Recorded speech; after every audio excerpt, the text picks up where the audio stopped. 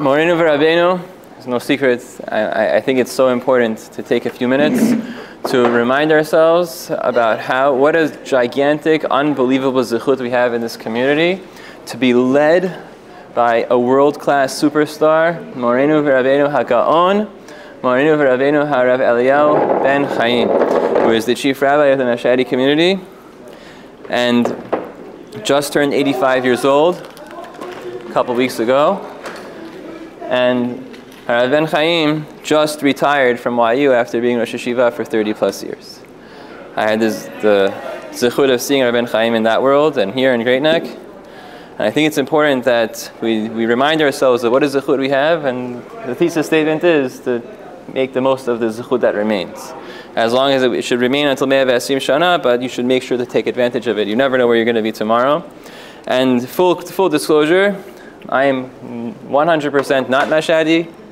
My family is 75% Esfahani, and my one grandmother who is Kashi became more Esfahani than Kashi. So at that point, this is a genuine, objective shiur, I hope.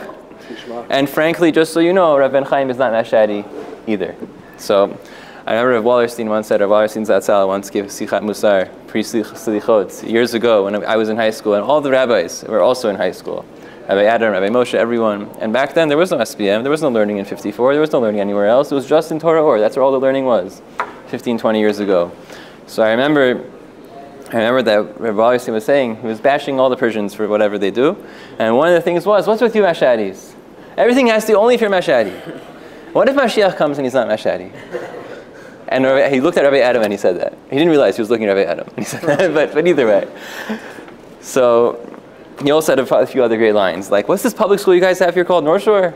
He meant to say North. but and everyone was laughing and he didn't understand why they were laughing. Rav Ben-Haim is not Mashadi. Rav Ben-Haim, Rav Eliyahu Ben-Haim was born in Yerushalayim, Yer HaKodesh, I believe in the Beit Yisrael neighborhood of Yerushalayim. His father was from the city of Hamadan, and his mother was Georgian.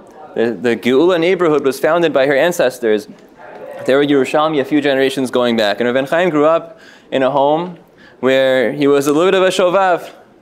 And his family, his uncles, whoever, got him to go to Yeshivat Porat Yosef.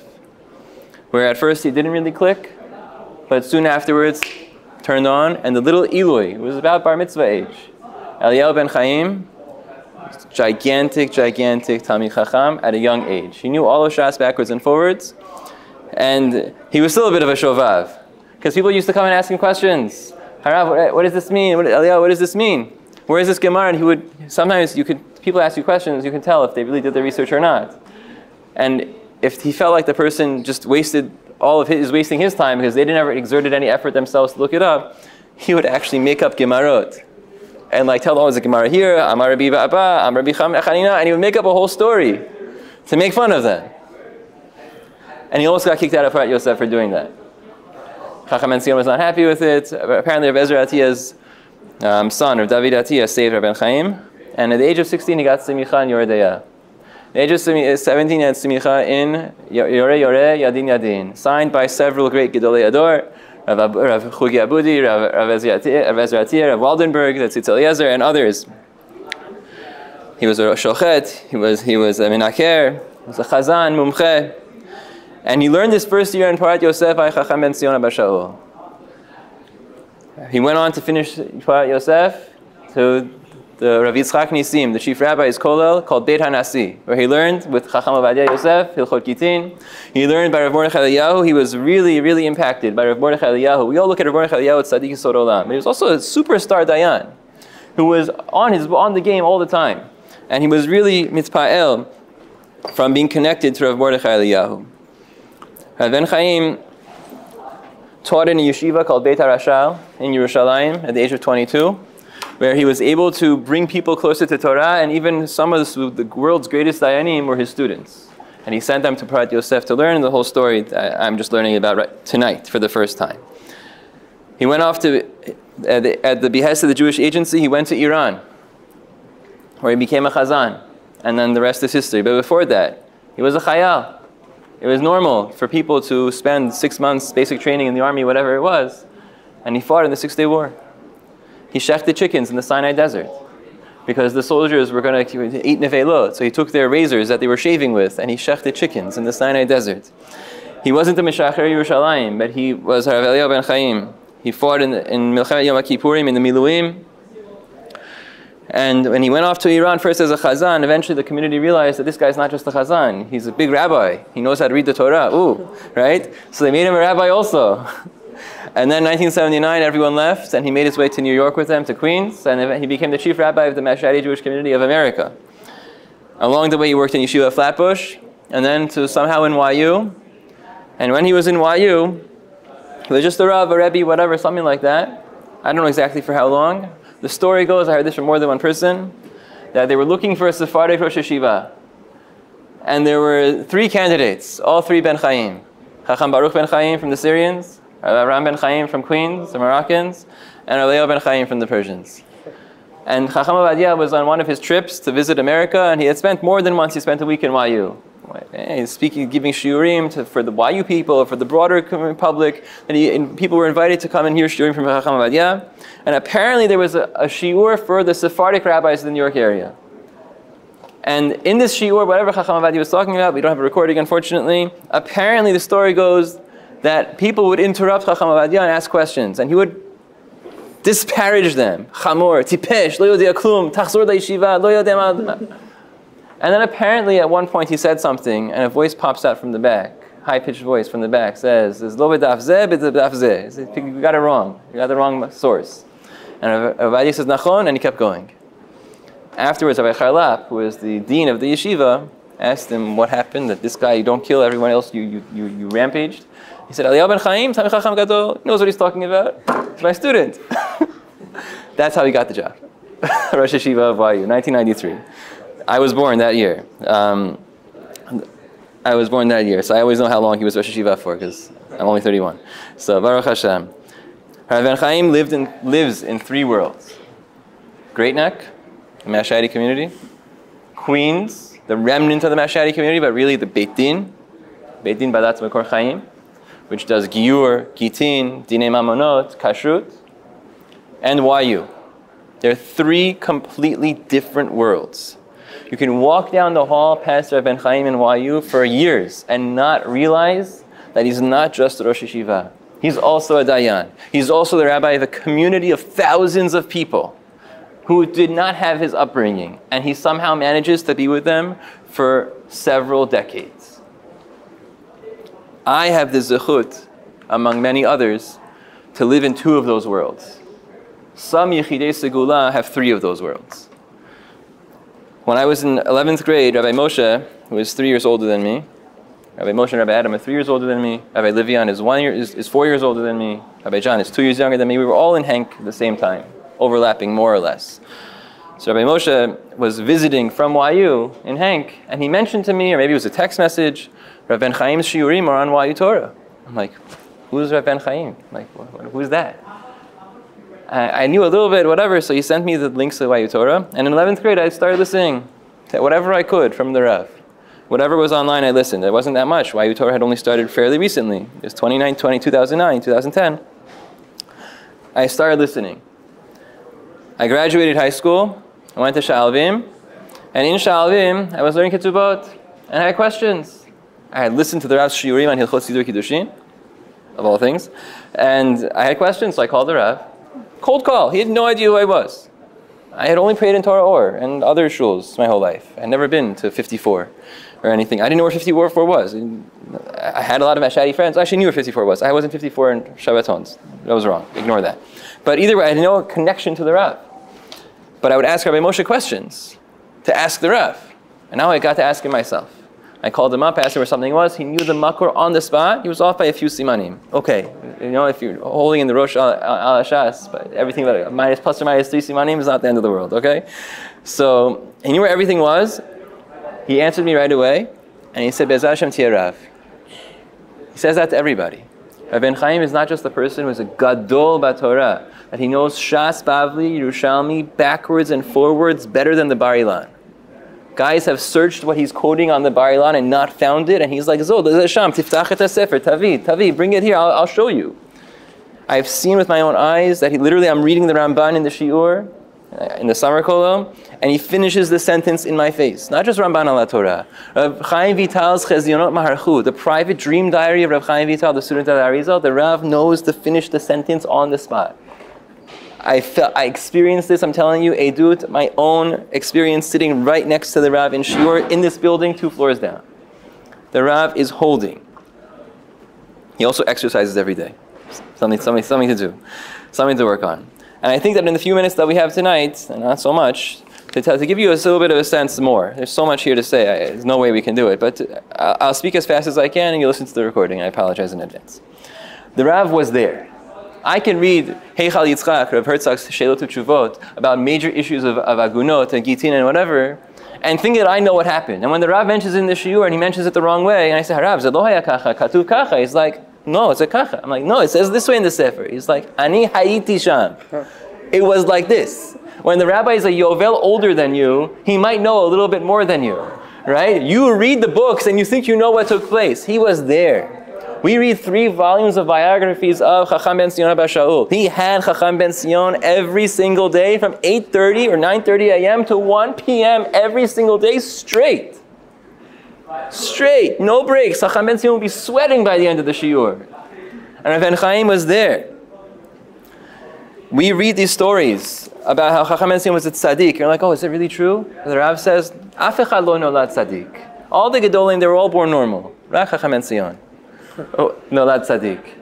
He was a Chacham ben Tzion of Ezra Attieh. He says the people don't exist like that anymore. Lo yodea shum ra, lo rotzeh shum ra. He only wants the good for people. We midot are par excellence. We read stories. We hear stories. We quote people. Oh wow, Rav Ovadia this, Rav Ben Tzion. He was there. He was their friends. He was their student. He used to chat with Rav Mordechai Eliyahu and Chacham Abitan, his other Dayan. There's so many stories. When he was in Iran, Chacham ben Tzion came on a historic trip to Iran. Chacham Ovadia came on a historic trip to Iran. Who was taking them around? Chacham Ben-Haim was their Shochet, because all the Shechita in Iran was Taref. No offense to anybody. Okay, great. Rav Ben-Haim was beloved and is beloved by many great Rabbanim. Rishonim the Tzion, the Dorotehem. He learned by Yitzchak Nisim. He knew Chacham Ovadia. He knew... I think Rav Bakshi also, I don't remember well enough. Rav Bakshi visited him in Shari Tova once. Rav Mordechai visited him in Shari Tova in NYU.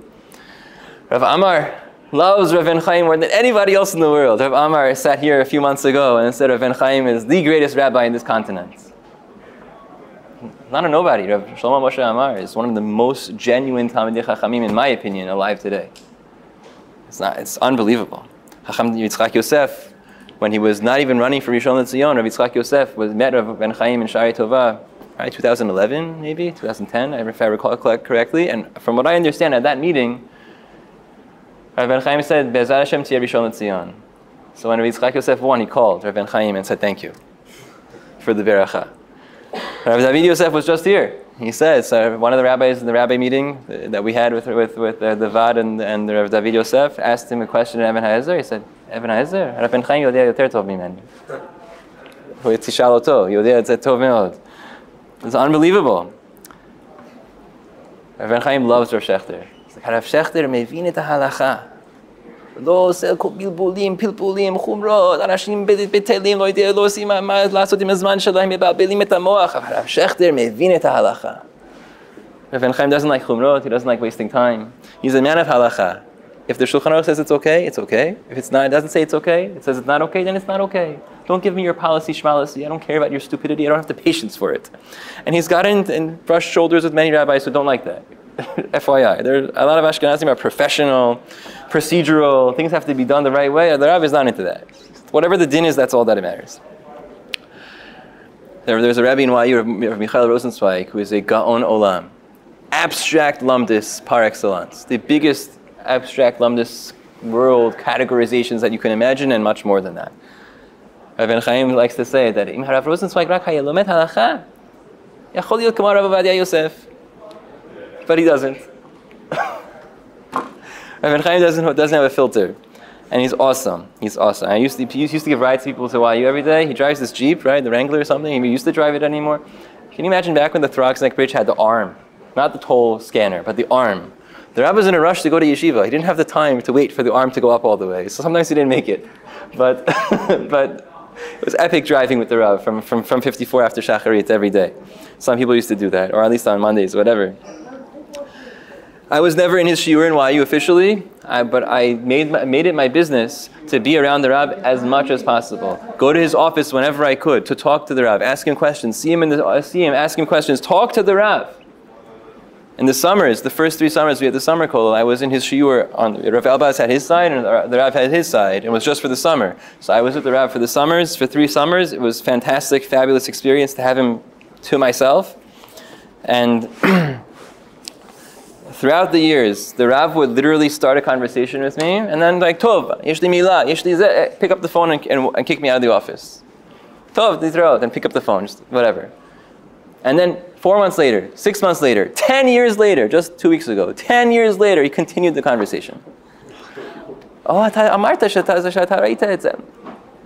so I was sitting in his office in the Beit Din like a few weeks ago. He literally continued a conversation from over a decade ago. I'm not joking. It's like, there's so many other things that might have happened to you that are more important in life than talking to little me. But the Rav is a rebbe. You just have to make it your business to make him your rebbe.